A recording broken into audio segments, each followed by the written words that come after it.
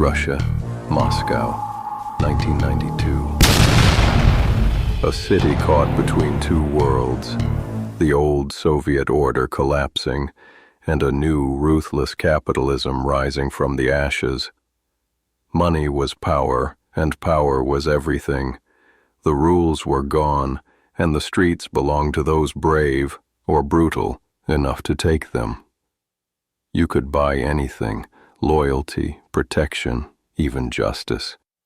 Men who once stood in bread lines now drove black Mercedes with tinted windows. Banks, nightclubs, and corpses all multiplied overnight.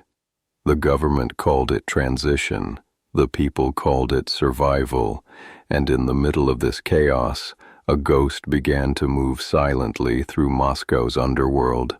They called him the Blind Mouse. No one saw his face, no one knew his real name, but everyone knew.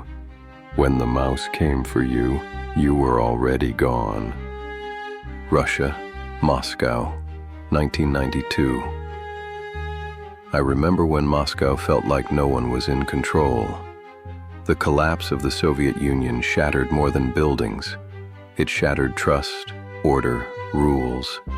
In 1992, walls crumbled, midnight loiterers ruled alleys, and ordinary citizens woke up afraid. It was in that chaos that a man named Mikhail Ustinovich emerged. Blind Mouse. Not because he couldn't see, but because what he chose not to see was fear. What he saw instead was opportunity. Over the next year, he would rob stores, apartments, currency exchange points, leaving behind rumors, terror, and a single calling card, a shot into the ceiling. Mikhail Ivanovich Ustinovich was born on March 12, 1958. Deep inside the walls of a prison colony in Tyumen Oblast. His mother was serving time there. He spent his earliest years in that cold, echoing place.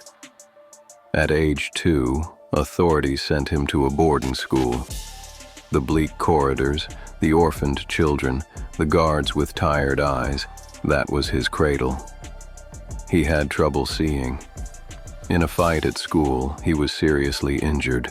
The damage changed more than his eyesight. It shaped how he saw the world: dark, violent, unforgiving.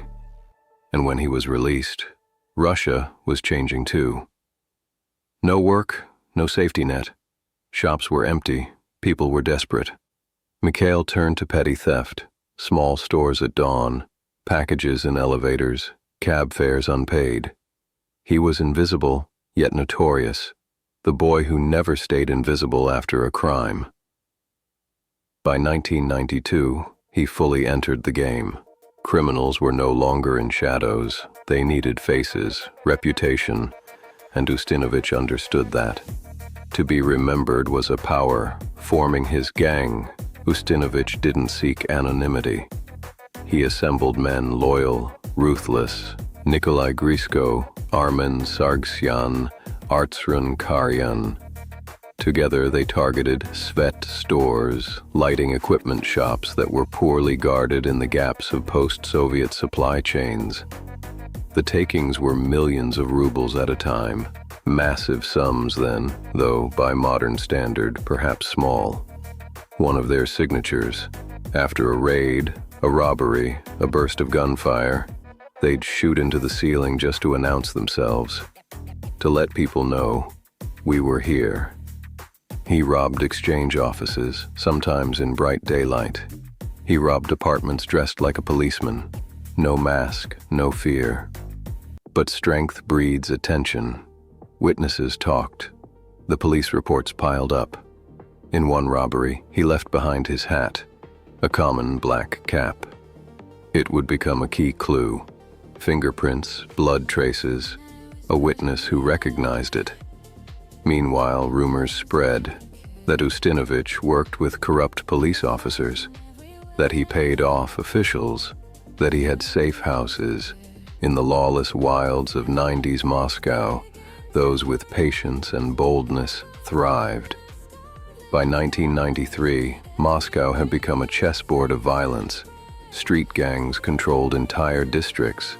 Taganka, Tverskaya, Butovo, each with their own rules, their own guns. The police were either too afraid, too underpaid, or too involved to fight back. Ordinary people carried wads of cash in their coats, hiding it in bread boxes and ceilings. Businesses paid Krisha protection money, not to the state, but to the gangs. It wasn't about law anymore. It was about survival, and amid this chaos, the legend of the blind mouse grew. Newspapers called him a ghost. Witnesses said he moved like smoke. In, out, gone. He wasn't the biggest criminal, but he was the most unpredictable, and that made him terrifying. His robberies became more violent. He began targeting homes of businessmen, banks, and those rumored to work with the new oligarchs. People said he could sense weakness, that he robbed not just for money, but for dominance. But the game was changing. In 1994, the Ministry of Internal Affairs created a special task force, trained, armed, and tired of being humiliated. They called it simply Group 6. Their goal, take down the men who thought they were untouchable. The police studied every robbery.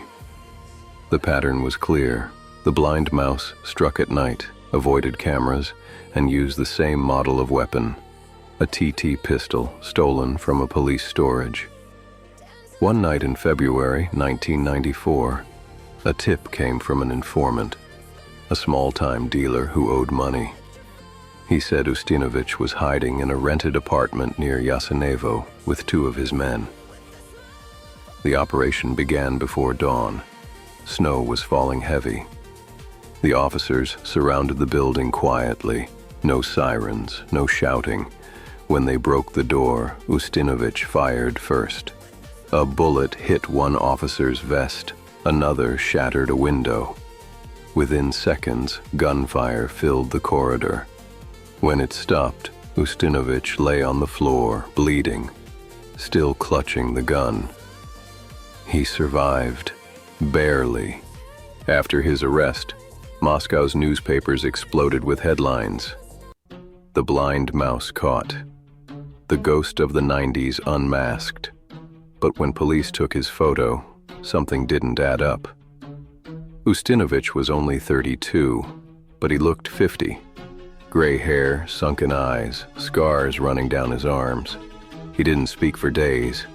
When he finally did, he said only one thing: "You can't cage hunger."